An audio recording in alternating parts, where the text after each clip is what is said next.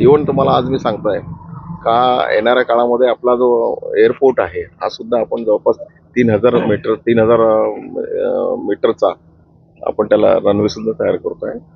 MIDC मध्ये बरीच काही महत्वाची कामं आहे. शेतकऱ्यांना आता पाण्याचा प्रश्न असेल, इलेक्ट्रिकचा प्रश्न असेल, लोकांचा मजुरीचा प्रश्न असेल किंवा बेरोजगारांना हाताला मदतीचा असेल, त्यांना रोजगार मिळाला पाहिजे, अशा अनेक महत्वाची कामं आपण यावेळेस करणार आहे. मंत्रिपदाचा अनुभव आणि तिसऱ्यांदा हॅट्रिक मारली असता तर पालकमंत्रीपद काही आपले मिळेल. पहा, शेवटी कसं असतं तर वरच्या आमचे श्रेष्ठी जे आहे ते ठरवतात.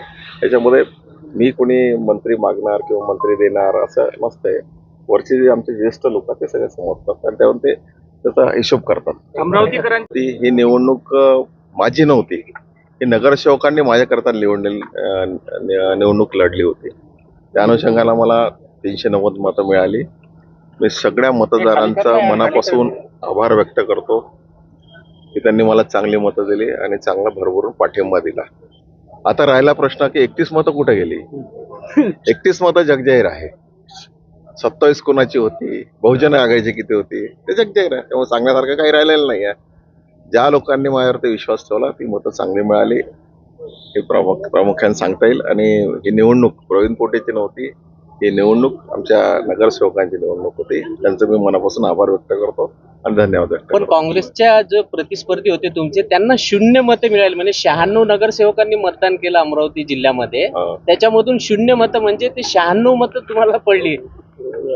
असा विषय असा आहे की हे तर काँग्रेसने आत्मपरीक्षण केलं पाहिजे की त्यांचा मतदार, त्यांचा जो उमेदवार आहे हा रिंगणातून बाहेरच गेला नव्हता, तरी सुद्धा काँग्रेसने त्यांना मतं देऊ दिले नाही. हा तर आत्मपरीक्षणाचा कार्यक्रम आहे. ऍक्च्युअली त्यांनी विचार केला पाहिजे. याच्यामध्ये मंत्री आहे, कॅबिनेट मंत्री आहे, या लोकांनी विचार केला पाहिजे की असं का केलं की एक सुद्धा मत ते काँग्रेसला देऊ शकले नाही आणि उलटे मतं थांबवून ठेवले.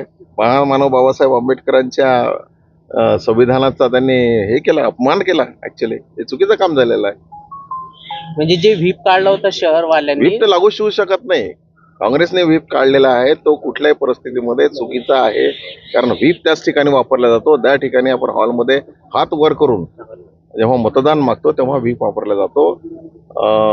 जे मतं जे आपण हे करतो आवडत त्याला आतमध्ये म्हणजे न दाखवता गुप्त मतदान करतो, त्या मतदानामध्ये व्हीप लागूच होऊ शकत नाही, शक्यच नाही आहे. काँग्रेस पण त्यांनी स्वतः दाखवून दिले की काँग्रेस हे त्याच्या म्हणजे त्याच्या जो कॅन्डिडेट आहे त्याला मतं देऊ शकत नाही. त्यांनी प्रामुख्याने दाखवून दिलेलं आहे. काँग्रेसचा दुसरा माधवकडे गेला नाही असं म्हणता येणार नाही. पहा, विषय माझ्या हाती नाही. शेवटी आमची नगरसेवक मंडळी आहे त्यांच्या हाती आहे.